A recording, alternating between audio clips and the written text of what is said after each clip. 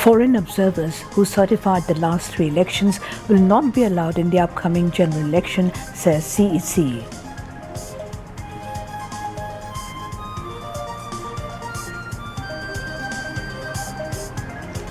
NCP's march continues with a renewed pledge to build the nation.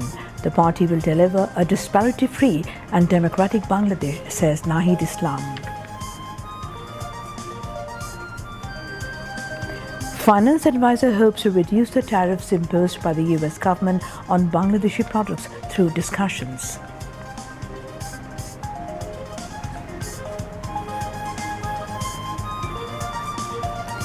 Bangladesh's foreign exchange reserve crosses 31 billion US dollars.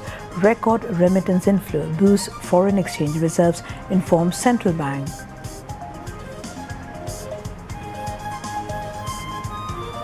"60 more Palestinians killed in Israeli attacks in Gaza in the last 24 hours. Death toll stands at 57,523.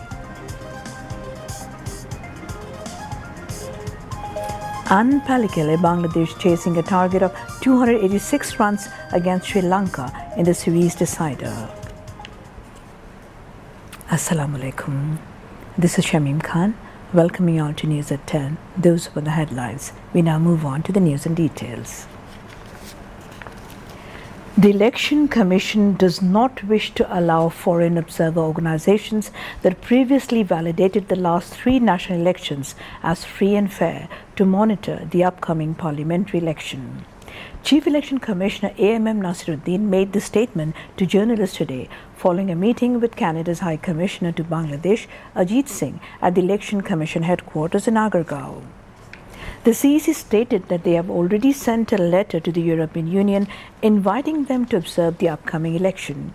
He added that many foreign observers are expected to attend the next election and they hope those with prior experience and expertise in election observation will participate. However, he issued a warning that those foreign organizations which declared the last three controversial elections as fair and legitimate will not be accepted this time. The CEC further said that Canada supports the holding of a free, fair and credible election in Bangladesh and confirmed that Canada will continue its cooperation in the electoral process. Chief Election Commissioner CEC A.M.M. Nasiruddin urged the police to restore their tarnished image by performing duty impartially in the upcoming parliamentary election. He made the call while speaking as chief guest at a meeting organized by Reporters Forum for Election and Democracy at the Nirbachan Bhavan in Dhaka today. Referring to the widely accepted elections of 1991, 1996 and 2001, Chief Election Commissioner said that the next general election will be conducted with transparency. Conducting the next election free and fair, the Commission will demonstrate its integrity and accountability. At the meeting, the CEC urged all those who will be involved in voting process to earn respect of the people.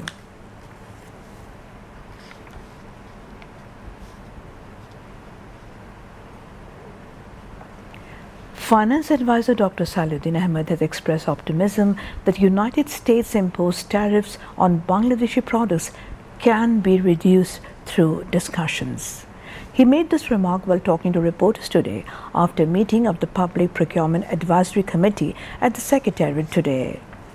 Highlighting that Bangladesh's trade deficit with the US is only $5 billion, advisor said imposing a 35% tariff on Bangladeshi products is not justified. He noted that trade advisor Sheikh Bashiruddin is currently in the US and the Commerce Secretary is also set to visit. Though a letter has reportedly been sent regarding 35% tariff, Dr. Saluddin clarified that it was not an official letter. A meeting between the US trade representative and Bangladeshi officials are scheduled for July the 9th, he added. The advisor mentioned that this time there will be one-on-one negotiations and he is hopeful that direct discussions with the US will be fruitful. He assured that necessary measures will be taken based on the outcome of the talks. National Citizen Party NCP's march continues on the occasion of the anniversary of July mass uprising with a renewed pledge to build the nation. Speaking at a rally at Pachastar More, NCP convener Nahid Islam said that the party will deliver a disparity-free and democratic Bangladesh.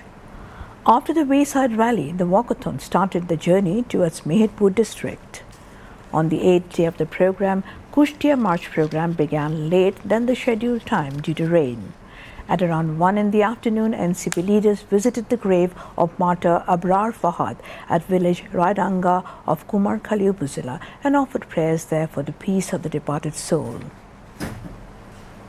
At this time, party convener Nahid Islam said that in the fight against fascism, Abrar Fahad has shown the way for the Bangladeshis. NCP is following that path in politics, he added. Later, the party leaders held wayside rallies and walkathon at different important places of Kushtia. Party leaders also took part in wayside rallies and walkathon at various important places of Mehedpur district, including Gangni. The NCP sources informed that the party will hold wayside rallies and march in Chuadanga and Chinaidao tomorrow. Early on July the 1st, NCP's march began with offering prayers for the peace of the departed soul at the grave of martyr Abu Saeed in Rangpur.